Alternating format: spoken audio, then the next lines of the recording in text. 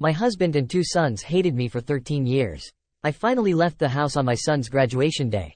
Hello, where the HLL are you? What's going on? Stop messing around. Mike's voice was trembling over the phone. He seemed very angry. What? Why are you so worked up? It's John's graduation today. Where are you on your son's graduation day? I asked with a raised tone. Mike shouted irritably, John. All the other kids have their families with them at the graduation.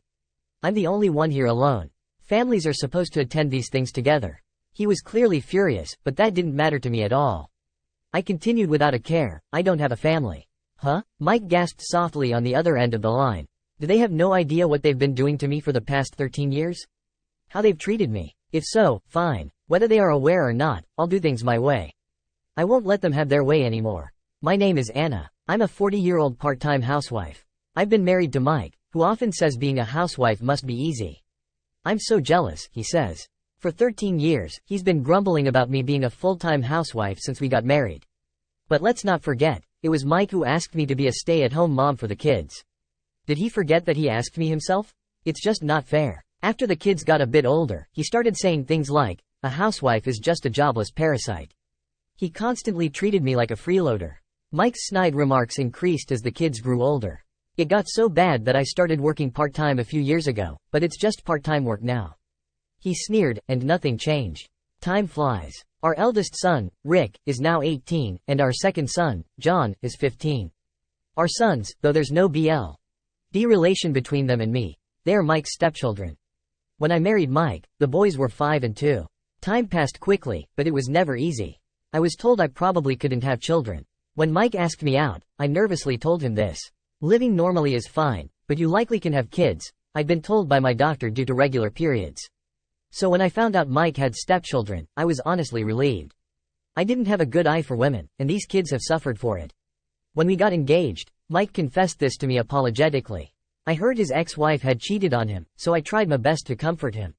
It's not your fault. The kids will be fine. Let's raise them together so they won't feel lonely, I said. Anna, thank you. Mike's income was nothing to brag about. Ideally, I wanted to work full-time and support our household, but after hearing that I couldn't, I think it's very important for kids to have their mom at home. So, Anna, I want you to be a full-time housewife and make them feel secure. All right, I understand. Managing on just Mike's income was incredibly difficult. We constantly reviewed our expenses, cutting down wherever we could. Entertainment and beauty expenses were, of course, trimmed, and I avoided buying clothes for myself as much as possible. But I couldn't let the kids go without. If anything had to be cut, it would be my stuff. I genuinely believed that. Sorry to make you go through this. Thank you, Mike said at first.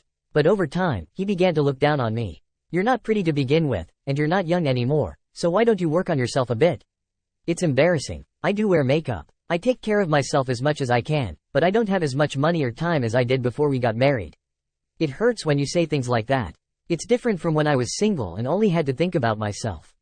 The more time I spent taking care of the kids, the less time and money I had to spend on myself. Mike used work as an excuse to avoid doing any housework. I asked for his help a few times, but he always refused. I trust you to handle everything, Anna. Besides, the kitchen is a woman's domain, right? I never asked him to leave it all to me or to keep his hands off. Before we got married, I thought he was manly and wonderful, but he turned into a typical domineering husband. The kids were my only source of comfort right after we got married. The kids were 5 and 2. If they had been a little younger, they might not have been so shy. But Rick especially was very resistant to me. I want mommy. You're not my mommy, Rick holding the crying Rick. I almost cried too. Even so, I felt like they were starting to warm up to me, little by little. But then an unexpected obstacle appeared, that is Mike. He should have been my biggest supporter, but I never expected someone so close to become my enemy. Anna, you've gained weight, hadn't you? Look at that flabby body. It's proof you can't take care of yourself. You guys don't want to end up like that, right? Good thing you're not related by BL.D. He mocked my body and my appearance endlessly. Once you stop caring about your looks, it's over. Anna's unemployed, so she doesn't meet people and loses any sense of beauty. You guys better be careful. I couldn't stay quiet after that. Hey, can I talk to you for a second? It's one thing to think that or say it to me, but don't insult me in front of the kids. Of course, it made me feel terrible. But more importantly, I couldn't bear the thought of the kids picking up Mike's way of speaking. That was the one thing I wanted to avoid. Kids are still growing and absorb everything, both good and bad. Mike, their father, was openly looking down on me, Their mother, even if I'm not their biological mother. I didn't want them to see that. What's that? You're just upset because I hit a nerve, right? Don't use the kids as an excuse. Yeah, it hurts to hear that, but I'm really worried about the kids' future. Shut up. Stop blaming others. I'm not insulting you. I'm just stating facts. It's ridiculous to say we can't speak the truth. Even though I explained calmly, Mike flew into a rage and wouldn't listen anymore. Instead, his insults towards me escalated. And whenever I tried to discipline the kids, Mike would invariably interfere. Hey, Rick, look, there are still some small veggies left on your plate. Let's finish everything, okay? During the meal, I noticed the scattered vegetables left on Rick's plate and casually pointed it out. From beside me, I heard a loud sigh, and Mike grumbled irritably, "You're unemployed with no income, yet you sure are good at nagging." It's the usual pattern. Mike looks at Rick and John, tilting his head as if seeking their agreement. I'm not nagging. I'm just pointing out manners so they won't have trouble in the future. CL, you're going out of your way to do that for kids that aren't even yours. I felt my head heat up. How could he say such things in front of the young children? I was too stunned to find the right words. I felt so pathetic. From that day, I started avoiding conflicts with Mike and tried to keep him in a good mood. I didn't want the kids to see us arguing. Mike was a simple person. As long as I flattered him, he stayed in a good mood. I knew this was the wrong way, but I couldn't think of any other way. Divorce would be the easiest solution, but what would happen to Rick and John then?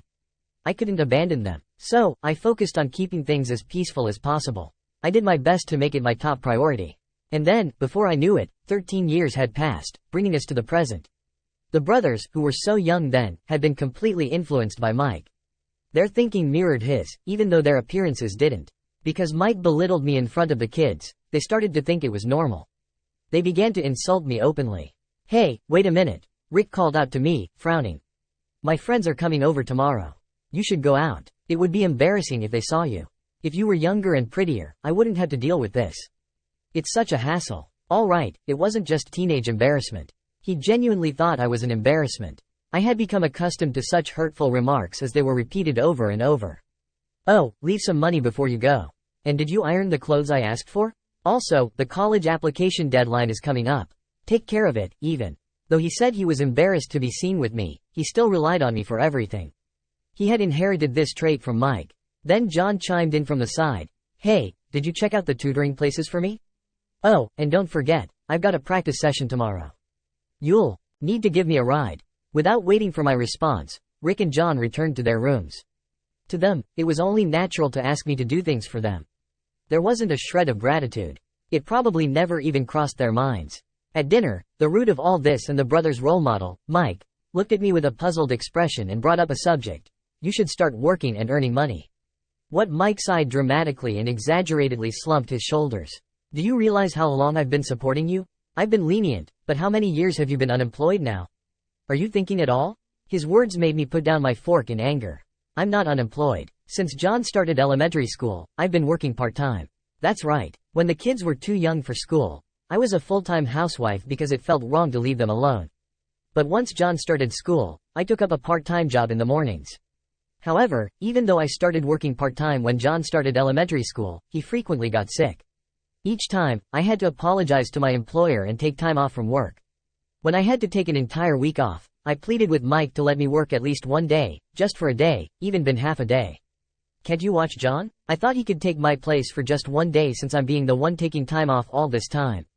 But his response was incredibly irresponsible. Huh, no way. I'm busy with work. Can't you figure that out? No way. Why should I? He said, I'm busy with work. In other words, Mike didn't consider my part-time job to be real work. I knew from that moment how low his opinion of part-time jobs was, but I couldn't stand being treated as if I were unemployed. I'm working part-time, even though it's within the tax exemption limit. I earn $800 a month. When I argued against being called unemployed, Mike, Rick, and John all started laughing. You say that so proudly. $800 is so pathetic. Exactly, and how can you be so smug about it? That confidence is something else. Mike looked triumphant, flaring his nostrils in pride at the boys' words. Seriously, they are right. Besides, these guys don't need much help anymore, so you should start contributing more since you're not related by BL.D. We won't recognize you as family if you don't. As I watched the three of them laughing together, something inside me, which I had tried to keep intact, started to crumble. I can't take it anymore. I can't keep pushing myself or I'll break. For my own sake, I can't do this any longer. I'll fulfill my final obligations and then leave this house. That day, I made a firm decision. John's graduating from middle school tomorrow. It's such a relief to think he'll be a high schooler soon.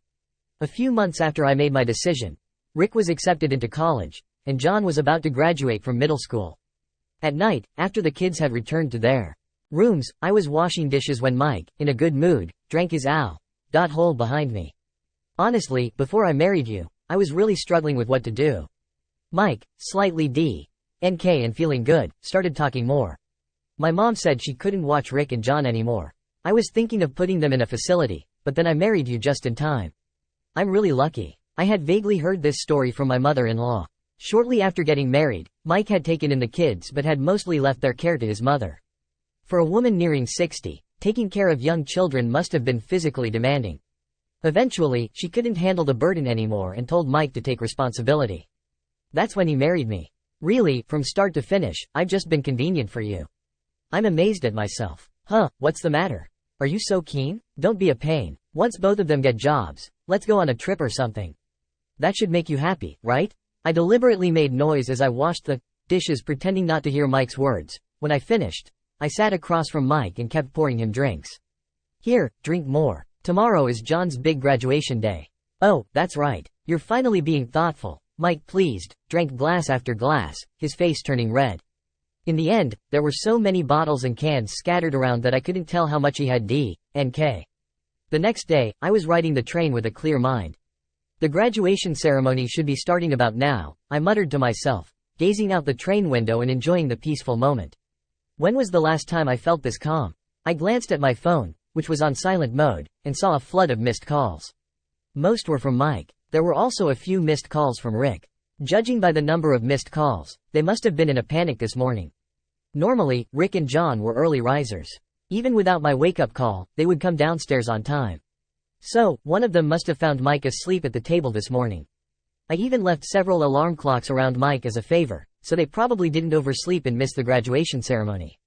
Well, the real problem starts from there. I left the suit, tie, and socks for the graduation ceremony in the closet and left the house as a final act of kindness.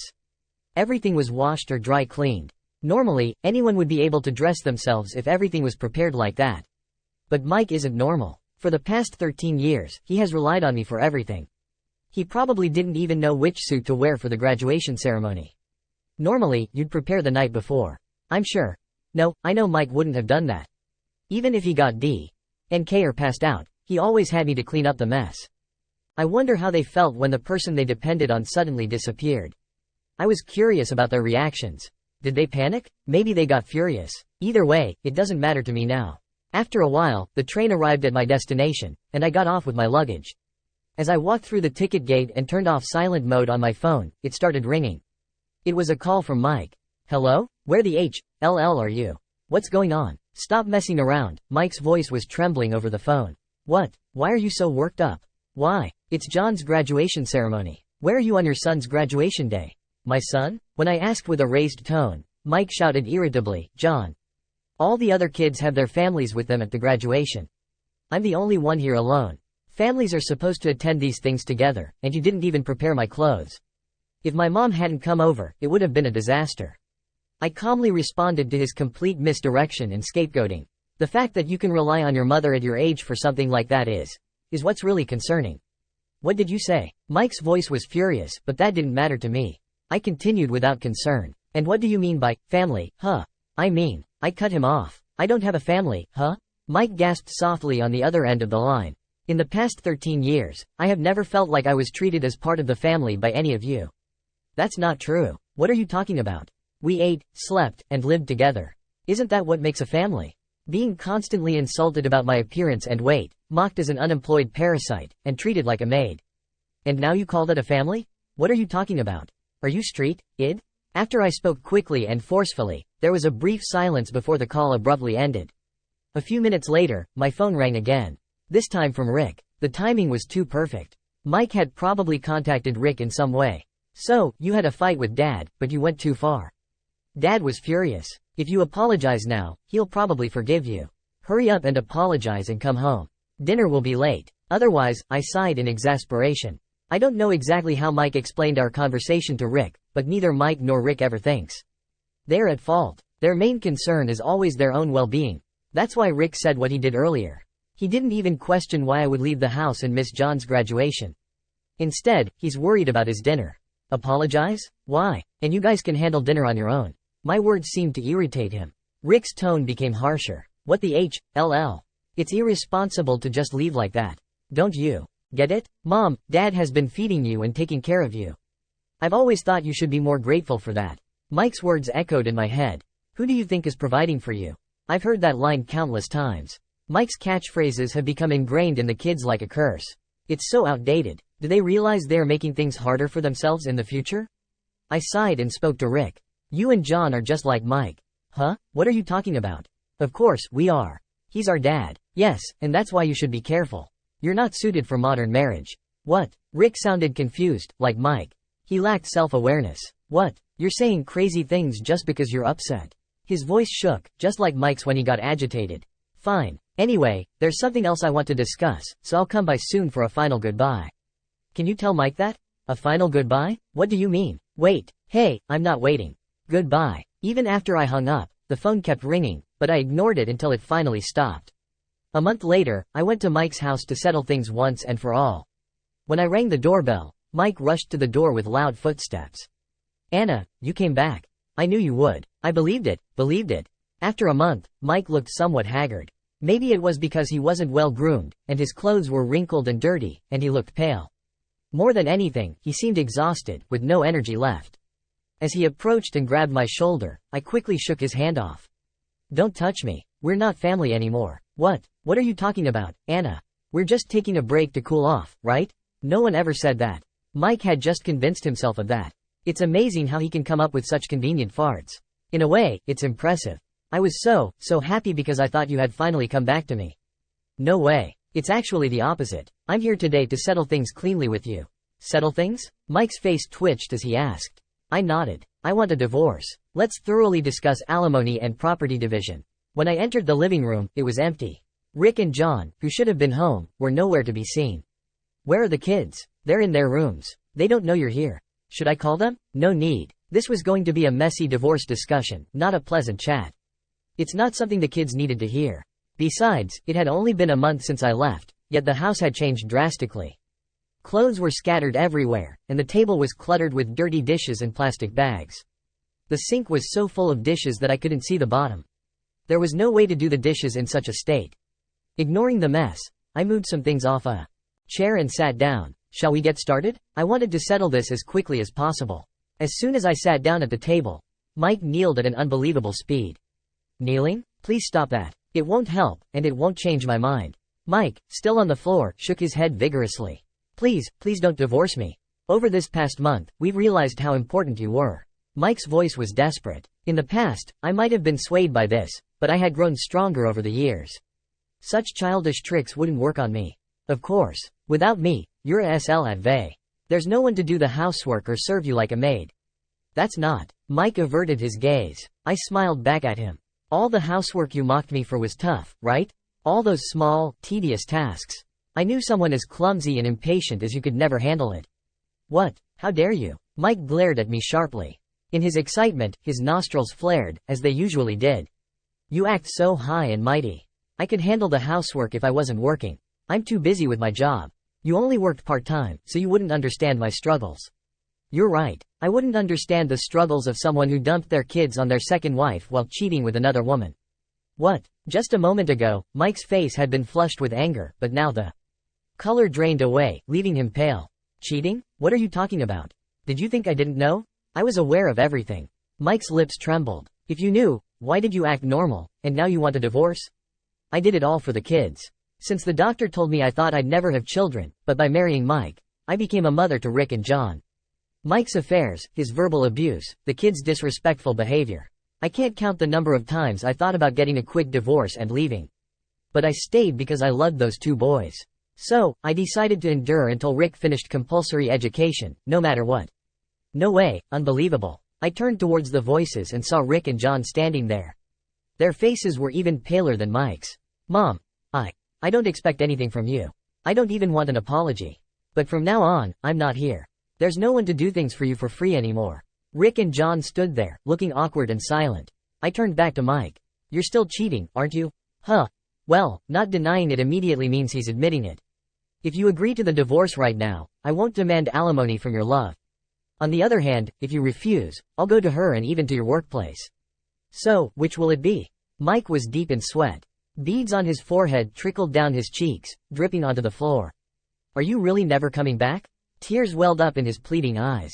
Absolutely not. She can't do any housework at all. She doesn't work either. There's no benefit to marrying her. Mike, stumbling over his words, pleaded with me. He still didn't understand how wrong his thinking was. What do you mean by benefit? You need to understand that you shouldn't expect benefits from family. What did you ever give me? All I got was suffering. I am sorry. Don't expect from others while you can't provide yourself. 13 years of resentment slipped out. Mike screamed and then agreed to the divorce. He filled out the divorce papers I had brought without protest. The divorce was finalized soon after. As for alimony, he agreed to pay it in installments. Incidentally, his lover dumped him right after the divorce. I only found you attractive because you were taken. Now, you're just a single old man. Mike, usually full of self-confidence, was devastated by this. Hearing that he was without benefits and unattractive from both me and his lover was a considerable shock for him. Even though it was just the truth, he couldn't accept it. This shock affected his work, causing him to make frequent mistakes. Both kids seem to have changed a bit. Rick, in particular, is desperate to change. He was harshly dumped by his first girlfriend, who told him, "I don't need an outdated boyfriend like you. I've reached my limit, so I don't plan to get involved, but I hope he succeeds if he can." However, given how things are, it will probably take a lot of effort. Now, I've started a new life near my hometown. It's my first time living alone since before I got married. I decided to quit my previous part-time job and look for a full-time position near my new place. It might be tough at my age, but part-time work left me with too much free time. Though I had been overworked before, having nothing to do didn't suit me. If I can't find a full-time job, maybe I'll take on multiple part-time jobs or maybe I'll find a new hobby. That's what I've been thinking lately.